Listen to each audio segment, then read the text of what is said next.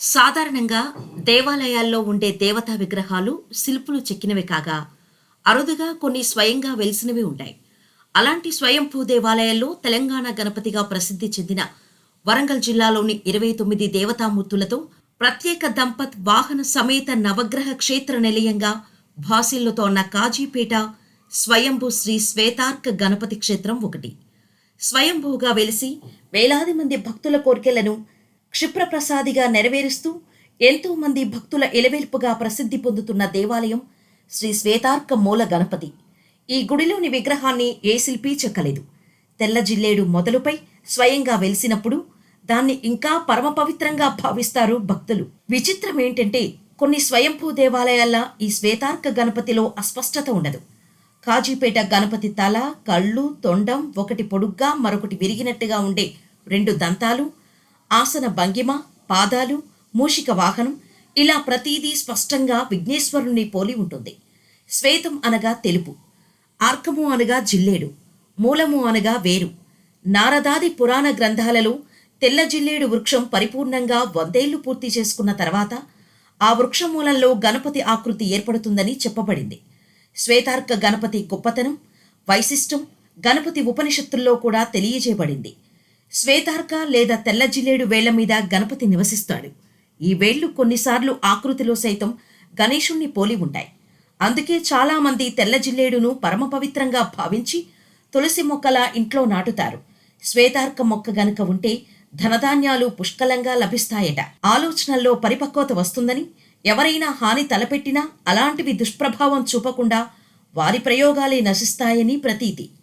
కేవలం గరికెతో మాత్రమే ప్రదక్షిణాలు చేస్తూ సంకల్ప సిద్ధిని పొందుతూ అనేక మంది భక్తులకు అభయమిస్తూ సకల కార్యసిద్ధి నొసిగే స్వామిగా వెలుగొందుతున్న ఈ శ్వేతార్క మూల గణపతి సర్వావయవ సంపూర్ణుడిగా ఎలాంటి చెక్కడాలు మలచడాలు లేకుండా స్పష్టంగా కళ్ళు, నుదురు, దంతాలు, జ్ఞానదంతం, కాళ్ళు, పాదాలు, చేతులు, తల్పం, సింహాసనం, మూషికం, మోదకాలతో ఆకృతిని పొంది దర్శనమిస్తున్నారు. ఇళ్లల్లో జిల్లేడు మొక్కలు ఉండకూడదు అనేది ఒక అపోహ మాత్రమే.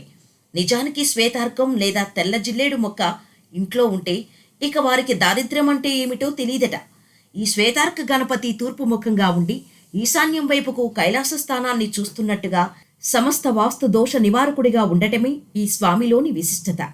ఈ శ్వేతార్క గణపతి దేవాలయాన్ని దర్శించుకున్న వారి కోరికలు తప్పక నెరవేరుతాయని ప్రశస్తి. చదువు, ఉద్యోగం, పెళ్లి, పిల్లలు, ఆరోగ్య సమస్యలు, కాపురంలో కలతలు ఇలా అనేక సమస్యలతో ఈ గుడికి వచ్చే భక్తులు తమకు వెంటనే సత్ఫలితాలు చేకూరినట్టు చెబుతారు. జాతక చక్రంలో సూర్యగ్రహ దోషాలున్నవారు, జాతక చక్రంలో సూర్యుడు నీచలో ఉన్నవారు, ఇంటికి నరదృష్టి ఉన్నవారు, వీధిపోటు ఉన్నవారు సర్వకార్యసిద్ధి కొరకు శ్వేతార్క గణపతిని ఇంట్లో ఉంచుకొని పూజిస్తే చాలా మంచిది. కానీ ప్రతిష్ఠించుకునేందుకు సరైన ముహూర్తాన్ని నిర్ణయించుకోవాలి. పండితుల్ని, పురోహితుల్ని సంప్రదించి వారి సలహా మేరకు ముహూర్తం పెట్టించుకోవాలి. విదేశీయులు కూడా ఈ మూర్తిని దర్శించాలని వస్తుంటారు. ప్రతి నెల మొదటి మంగళవారము ప్రత్యేక గణపతి హోమం మరియు గరిక పూజలు నిర్వహిస్తున్నారు. ప్రతిరోజు ఉదయం 6:30 గంటలకు అభిషేకం, 8 గంటలకు మహానివేదన, రాత్రి 7 గంటలకు పూజలు జరుగుతున్నాయి. ఉత్తర దక్షిణ ప్రాంతాల్లో కనిపించేలా ఈ స్వామివారికి దేవాలయ నిర్మాణం చేసి 5 పీఠాధిపతుల సమక్షంలో 18.5 కిలోల వెండితో కవచాన్ని తయారు చేసి స్థిర ప్రతిష్ఠ నేర్పరచడం జరిగింది. మంగళవారం నాటి దర్శనం, ప్రదక్షిణలు చేయటం ఇక్కడ విశేషం. ఎప్పుడూ రద్దీగా ఉండే ఈ శ్వేతార్క గణపతి దేవాలయం మంగళవారాల్లో మరీ కిక్కిరిసి ఉంటుంది. ప్రతి మంగళవారం గణపతి మూల మంత్రసహితంగా మోదకములతో గణపతి హోమం, రుద్రహవనమును విశేషించి జరుపుతారు. కాజీపేటలోని రైల్వే కాంప్లెక్స్లో శ్వేతార్క గణపతి దేవాలయంతో పాటు సీతారామ లక్ష్మణ ఆంజనేయ ఆలయం, పద్మావతి వెంకటేశ్వరాలయం, అయ్యప్ప ఆలయం, సుబ్రహ్మణ్య స్వామి దేవాలయం, సాయిబాబా గుడి కూడా ఉన్నాయి. ఈ కాంప్లెక్స్లో అడుగు పెట్టగానే మరో ప్రపంచంలోకి వెళ్ళినట్టు ఎంతో హాయిగా ప్రశాంతంగా ఉంటుంది. విశిష్టత: ప్రతి మంగళవారం దర్శనం, ప్రదక్షిణలు చేయటం ఇక్కడ విశిష్టత. గణపతి తూర్పు ముఖంగా ఉండి ఈశాన్యం వైపు కైలాస స్థానాన్ని చూస్తున్నట్టు ఉండటం కూడా ఇక్కడ ఇంకో ప్రత్యేకత. చిత్రకృప: ఎలా వెళ్ళాలి? శ్రీ శ్వేతార్క మూల గణపతి దేవాలయం హైదరాబాద్కు 120 కిలోమీటర్ల దూరంలో వరంగల్ జిల్లాలోని కాజీపేటలోని విష్ణుపురిలో ఉంది.